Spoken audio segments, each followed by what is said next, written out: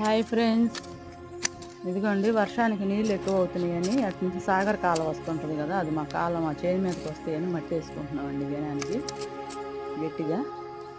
లేదంటే చేను 20 రోజులు అయిందండి మొక్కజొన్న వేసి చేలోకి వస్తాయని గట్టిగా గట్లాగా వేసుకుంటున్నానండి మట్టి. పక్కనే కాలం ఉందండి, సాగర్ కాలం వస్తుందని చెప్పి వేసుకుంటున్నాను.